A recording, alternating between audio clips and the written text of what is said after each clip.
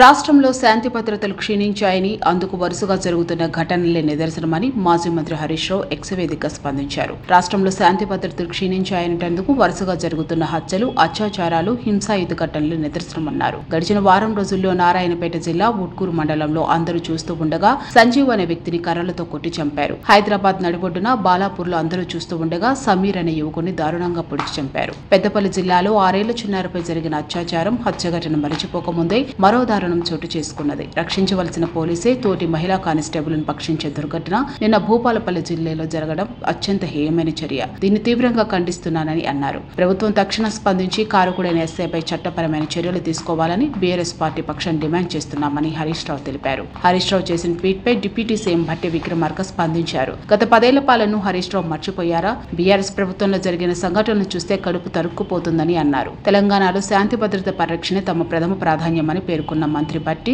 అవాంఛనీయ సంఘటనలకు పాల్పడే వ్యక్తులను ఉక్కుపాదంతో అణిచివేస్తామని హెచ్చరించారు.